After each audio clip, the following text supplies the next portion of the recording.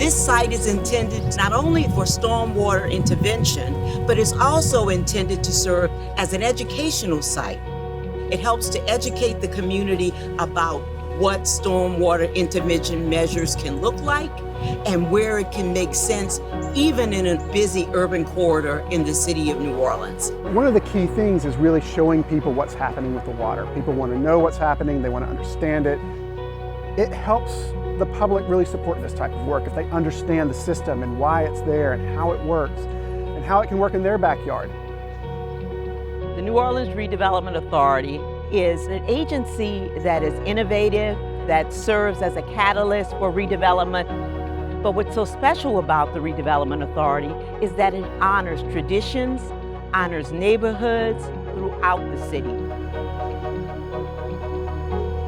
So Oretha Castle Haley Boulevard is one of our city's major thoroughfares in a historic African-American neighborhood.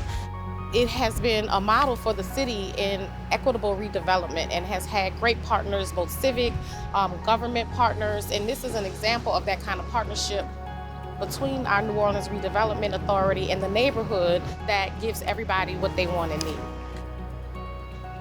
The bigger picture in New Orleans is that we really need to think about stormwater management as vital for moving forward. Our infrastructure is very old. So the city was founded in the 1700s. Much of the infrastructure was built before the start of the 1900s.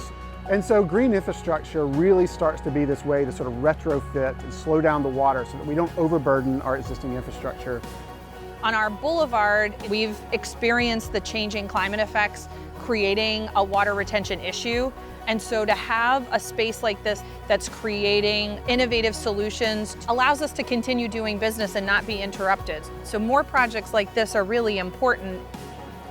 Everybody remembers Katrina, but it's not just Katrina. We will get torrential rain for 3 or 4 hours and our pumps can't keep up. It's not a luxury to have projects that put water into the soil and not into the streets. It's an absolute necessity. When you look at a project like this, it's sort of a gentle nudge to up your game.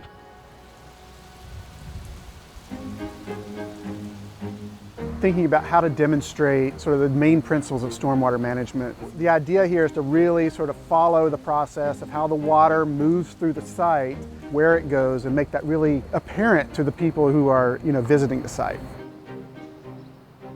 So you'll notice in the design there's numbers. So like this is what happens first, this is what happens second, this is how the water moves here, how it moves there.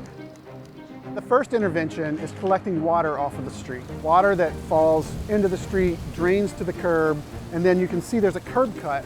It holds the water in number 2 for the first peak of the storm, so that water is not getting directly into the stormwater system and going and overloading our pumps. Number 3 is the collection of the water from the rest of the site. So the water around the site drains into number 3. Number 4 is a demonstration of the pipes that are underground. So that's really sort of an artistic expression of what's happening underground so people can understand there are pipes under there, they're moving the water through the site. Number 5 is the permeable paving. All the other pieces are planted and they're soft, but number 5 shows that even hard surfaces like this can actually contribute to the benefit of stormwater management in the city. So all this water is interconnected. It all comes together, reduces the overall impact of the storm, and then eventually slowly drains either into the ground or back into the stormwater system. This is just an effort to demonstrate what can be done with a little small pocket park. But these stormwater interventions have to be citywide. Just imagine what the impact would be if every property owner in the city of New Orleans just did a little bit to help to contribute. We wouldn't have some of the flooding problems that we've seen across the city.